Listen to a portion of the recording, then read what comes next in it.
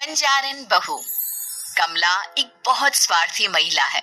उसने पैसों के लिए एक ऐसे इंसान से शादी की जो पहले से शादीशुदा और एक बच्चे का पिता भी था। कमला के पति को मरे हुए एक अरसा बीत गया है। अब वो अपने सौतेले बेटे वैभव के साथ रहती है। वैभव के दिल में अपनी माँ को लेकर इतना डर है कि वो अपनी माँ के सामने एक शब्द नहीं बोल पाता। उसकी माँ जो कहती है उसको सर झुकाकर वही मानना पड़ता है। वैभव, तुमने अभी तक घर का काम क्यों नहीं किया? तुमसे कितनी बार कहा है कि सूरज निकलने से पहले तुम घर की साफ सफाई पूरी कर दिया करो। वैभव कुछ नहीं बोलता, चुपचाप सर झुकाए अपनी माँ की बात सुनता रहता है।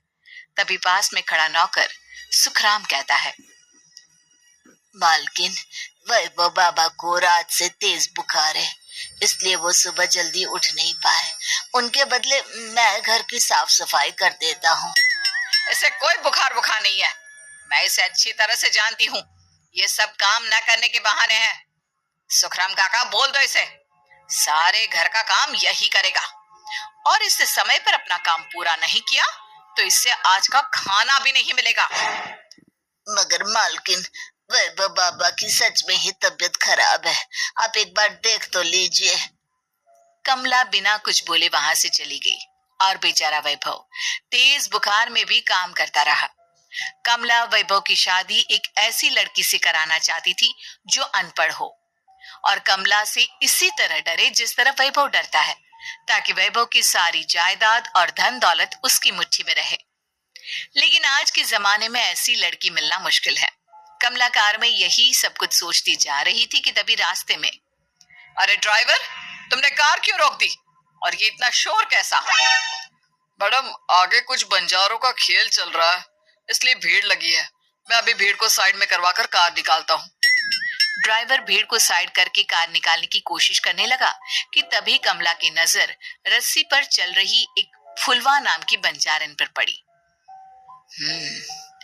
क्यों ना मैं इस बंजारन की शादी वैभव से करा दूं। ये तो अनपढ़ लग रही है, मेरे पैरों तले दबकर भी रहेगी। मुझे अभी इसके माँ बाप से बात करनी होगी। ये सोचकर कमला ने उन बंजारों से बात की और उन्हें शाम को अपने घर बुलाया। फुलवा के माता पिता वहां उसे लेकर आ गए। उन्होंने इतना आलीशान घर पहले कभी नहीं देखा था। अच्छा हुआ आप लोग आ गए। देखिए, मुझे घुमा फिरा कर बात करने की आदत नहीं है, इसलिए सीधे सीधे मुद्दे पर आती हूँ। मुझे आपकी बेटी बहुत पसंद है। मैं अपने इकलौते बेटे की शादी आपकी बेटी फुलवा से कराना चाहती हूँ। इसके बदले में आप जो चाहो वो ले सकती है। तभी फुलवा की माँ कहती है, ये क्या कह रही है मैम साहब? कहीं आप हमारी गरीबी का मजाक तो नहीं उड़ा रही ना? आप मेरे बेटे से मिल लो। अगर आपको मेरा बेटा पसंद आता है तो मैं कल से ही शादी की तैयारी शुरू कर दूंगी। सुखराम, सुखराम, वैभव को लेकर आओ। फुलवा अपनी माँ के कान में फुसफुसाती है, माँ, कहीं इस मेम साहब का छोरा पागल तो ना है? फुलवा अपनी माँ से बात कर रही होती है कि वैभव वहां आता है। फुलवा उसे देखती ही रह जाती है और उसके माता पिता उसकी शादी तय कर देते हैं। शादी वाले दिन किसी को फुलवा और वैभव की बेमेल विवाह की बात समझ में नहीं आती। फिर भी एक औरत कमला से पूछ ही लेती है, कमला जी, आपने अपने इकलौते बेटे की शादी देहाती गवार से क्यों करा दी? ये बंजारन आपके घर की बहू बनने लायक तो नहीं है। कम से कम अपने स्टेटस का ही ख्याल कर लिया होता। बहू तो अपने टक्कर की लाती, आपने तो बंजारन को ही बहू बना लिया। अब कमला को समझ में नहीं आ रहा था कि इस बात का क्या जवाब दे। वो कुछ देर चुप रही और सोच समझ कर कहती है, बहन जी, आपको तो पता है आजकल के बच्चे किसी की बात कहाँ सुनते हैं। मैं तो अपनी बहू एक पढ़ी लिखी और अपनी सोसाइटी की ही ढूंढ रही थी। लेकिन मेरे बेटे ने मेरे सामने इस बंजारन को लाकर खड़ा कर दिया। बोला कि मैं शादी करूंगा तो इसी से। अब भला मैं क्या करती, मुझे अपने बेटे के सामने झुकना ही पड़ा। कमला की ये बातें सुखराम भी सुन रहा था। उसने ये सारी बातें वैभव को जाकर बता दी। काका, मैं तो फुलवा को जानता भी नहीं, फिर माँ मेरे बारे में झूठ क्यों कह रही है? अरे बेटा, तुम कितने भोले हो। तुम्हें कुछ भी नहीं पता। तुम्हारे पिता अपनी सारी संपत्ति तुम्हारे नाम करके गए हैं। तुम्हारी माँ नहीं चाहती कि ये संपत्ति तुम्हें मिले, इसलिए उन्होंने तुम्हारी अनपढ़ लड़की से शादी करवाई ताकि तुम्हारी तरह वो भी अपने हक के लिए आवाज ना उठा सके। सुखराम काका, मैं क्या करूं, आप ही बताओ। माँ के सामने आते ही मेरे हाथ पैर कांपने लगते हैं। मैं माँ को कुछ भी नहीं कह पाता। वे दोनों बात कर ही रहे थे कि अचानक कमला वहां गई। कमला को देखकर दोनों घबरा गए। तुम दोनों फिर कभी बातें कर लेना, अभी फेरों का समय हो गया है, चलो जल्दी आओ। इस तरह फुलवा और वैभव की शादी हो गई। अगले दिन कमला ने फुलवा को बुलाया और उसे नसीहत देने लगी। देख बंजारन, तुझे मैंने अपनी बहू बना तो लिया है, लेकिन तुझे इस घर में आंख कान मुंह बंद करके रहना होगा। घर का काम कर और अपने पति से मतलब रख, समझी? कमला का ऐसा रवैया फुलवा को बिल्कुल समझ में नहीं आया। उसने वैभव से इस बारे में बात की। सुनिए ना, माँ जी ने जिस तरह मुझसे बात की मुझे अच्छा नहीं लगा। शादी से पहले तो वो मुझसे बहुत अच्छे से बात कर रही थी, लेकिन शादी के बाद उन्हें क्या हो गया? तुम ज्यादा मत सोचो, जैसा माँ कहती है वैसा ही करो। ये कहकर वैभव वहां से चला गया। अगले दिन वैभव को घर के नौकरों की तरह काम करता देख फुलवा को बहुत हैरानी हुई। फुलवा ने इस बारे में सुखराम काका से बात की तो सुखराम काका ने फुलवा को सारी बात बता दी। अब फुलवा को समझ में आ गया कि उसकी सास ने एक बंजारन को बहू क्यों बनाया। एक दिन वैभव घर का काम कर रहा था, तभी उससे कांच की प्लेट टूट गई। किसने गिराई ये कांच की प्लेट? वैभव को वहां खड़ा देख कमला ने छड़ी से उसे मारना शुरू कर दिया। उसके पैर में कांच चुभ गया और खून बहने लगा, लेकिन फिर भी कमला उसे मारे जा रही थी। ये देखकर फुलवा ने कमला के हाथ से छड़ी छीन ली और तोड़कर फेंक दी। बंजारन, तेरी इतनी हिम्मत, तूने मेरे हाथ से छड़ी छीनी?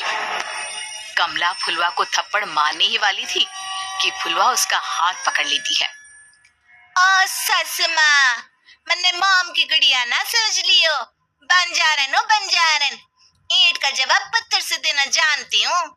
आज के बाद मेरे या वैभव जी के ऊपर हाथ उठाने की सोचियो भी ना, समझी ससु माँ? ये कहकर फुलवा वैभव को लेकर वहां से चली गई। उसने वैभव के पैर पर पट्टी बांधी, उसके आंसू पोंछे। वैभव ने पहली बार किसी के दिल में अपने लिए इतना प्यार महसूस किया। अब फुलवा वैभव का हर काम में हाथ बटाती, उसका बहुत ख्याल रखती। इस तरह दोनों बहुत ज्यादा नजदीक आ गए। वहीं दूसरी ओर कमला सारी जायदाद अपने नाम करने की साजिश करने लगी और एक दिन, वैभव, जल्दी बाहर आओ। कमला की आवाज सुनकर वैभव और फुलवा अपने कमरे से बाहर आ गए। जी माँ, आपने बुलाया? ये ले, इन कागजों पर साइन कर दे। वैभव कागजों पर साइन करने ही वाला था कि फुलवा वैभव के हाथ से पेन छीनकर कहती है, ना वैभव जी, आप इस पर हस्ताक्षर नहीं करेंगे। आओ बंजारन, मैं तुझसे बात नहीं कर रही। ये बात मेरे और मेरे बेटे के बीच की है। चुपचाप पेन दे दे, नहीं तो तेरी खाल उधेड़ लूंगी। ससु माँ, बंजारन की खाल इतनी भी ढीली ना होवे कि कोई भी उधेड़ लेवे। जो यकीन ना आता हो तो देख ले उतार के। और हाँ, बंजारन जरूर हूँ, पर अनपढ़ ना हूँ। मन्ने भी पता है कि किसी भी कागज पर साइन करने से पहले उसे अच्छी तरह पढ़ लेवे। पेन देती है या नहीं? ये कहकर कमला फुलवा को मारने आई तो फुलवा ने कमला को धक्का दे दिया और वो नीचे गिर गई। कमला डरकर वहां से भाग गई। अब फुलवा ने वो कागज उठाए और वैभव के साथ सीधा वकील के पास चली गई। वकील ने वो कागज देखे और फुलवा को बताया, वैभव के पिता की सारी जायदाद और संपत्ति वैभव के नाम है, लेकिन वैभव की सौतेली माँ इस संपत्ति को अपने नाम कराना चाहती है, इसलिए इन कागजों पर वो साइन करा रही थी। तो अब हमें क्या करना चाहिए वकील साहब? वकील ने फुलवा और वैभव को सब कुछ अच्छी तरह से समझा दिया। अब दोनों घर पर पुलिस को लेकर पहुंचे। कमला पुलिस को देखकर घबरा गई। पुलिस ने कहा, आपके नाम की कंप्लेंट हुई है, आपको हमारे साथ थाने चलना होगा। कंप्लेंट? कैसे कंप्लेंट? आप अपने सौतेले बेटे पर बहुत अत्याचार करती हो, धोखे से सारी जायदाद अपने नाम करा रही थी। अब नहीं इंस्पेक्टर साहब, जरूर ये मेरी बहू की कोई साजिश है, इसने गलत कंप्लेंट की है। मैडम, शिकायत आपकी बहू ने नहीं बल्कि आपके बेटे वैभव ने की है। कमला वैभव का नाम सुनकर दंग रह गई। जिस बेटे ने कभी उसके सामने सर नहीं उठाया था, आज वही बेटा उसके सामने पुलिस को ले आया है। वैभव, तुम्हारी इतनी हिम्मत कि तुम पुलिस को ले आए? हाँ माँ, मैं लाया हूँ पुलिस को, और मेरे अंदर इतनी हिम्मत कभी ना आती अगर फुलवा मेरा साथ ना देती। आपने बंजारन बहू को लाकर अपने ही पैर पर कुल्हाड़ी मारी है माँ। मैडम, अब की बात खत्म हो गई हो तो चलो हमारे साथ। वैभव, मुझे माफ कर दो, मुझे थाने मत भेजो। आज के बाद मैं तुम्हें कभी नहीं मारूंगी, तुम्हें कभी परेशान नहीं करूंगी, मुझे माफ कर दो। वैभव अपनी कंप्लेंट वापस ले लेता है और पुलिस वहां से चली जाती है। वैभव अपनी सौतेली माँ से कहता है, मैंने पुलिस को वापस तो भेज दिया है, लेकिन मैं आपको माफ नहीं कर सकता। आपने बचपन से आज तक कभी मेरे सर पर हाथ नहीं रखा, हमेशा मुझे मारती रही, नौकरों की तरह बर्ताव करती रही। आप इस घर में नहीं रह सकती, चली जाइए यहाँ से। कमला घर छोड़कर चली गई और सड़क किनारे खड़ी होकर सोचने लगी, काश मैंने वैभव को माँ की तरह प्यार किया होता तो आज मैं इस तरह से बेसहारा ना